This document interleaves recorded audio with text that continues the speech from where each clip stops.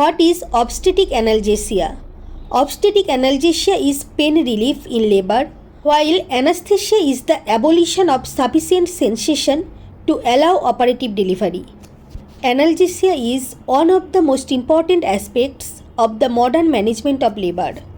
Now we will read about epidural analgesia.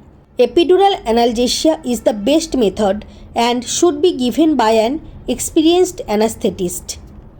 ACOG recommends that epidural analgesia should be offered to any laboring woman who requests pain relief in labor in absence of medical contraindications. Now, technique for labor epidural analgesia.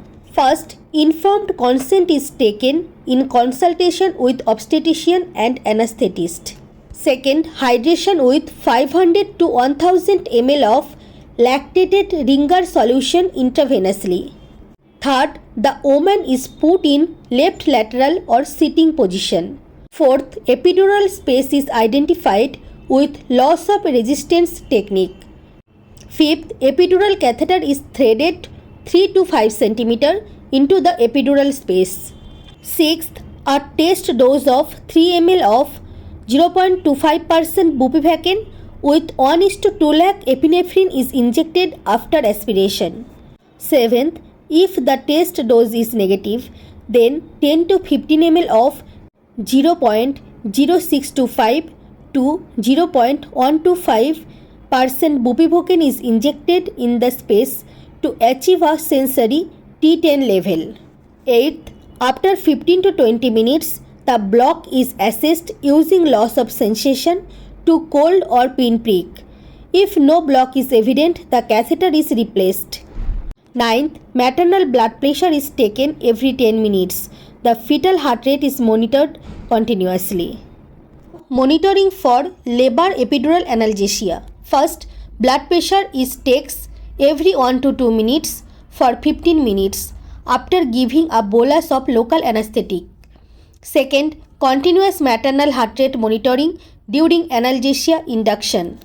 Third, continuous fetal heart rate monitoring. And fourth, continual verbal communication with the patient. Now, indications for epidural analgesia. First, on request, in any normal labor, if round-the-clock facilities are available. It is not available in most hospitals in India at present. Second, prolonged labor. Third, breech presentation. Fourth, multiple pregnancy. Fifth, preterm labor. Sixth, forceps delivery. Seventh, previous cesarean delivery. Eighth, hypertension if coagulation studies are normal. And ninth, certain cardiac diseases. Now, contraindications of epidural analgesia. First, coagulation defects or on anticoagulant therapy. Second, infection at the injection site or systemic sepsis. Third, hypovolemia or active hemorrhage. Fourth, skeletal abnormalities of spine. Fifth, active neurological disease. Sixth, idiosyncratic reactions on local anesthetic agent. Seventh, raised intracranial pressure due to mass lesion. Eighth, aortic stenosis. And ninth, patient's refusal. Now, complications of epidural analgesia. Immediate complications. First, dural tap. Dural puncture by needle or catheter. It can lead to spinal headache. Second, total spinal block. Due to subarachnoid injection of epidural dose of local anesthetic agent, there is loss of all sensory and motor functions. It is a serious condition and can cause unconsciousness, hypotension or collapse and apnea, that is respiratory paralysis.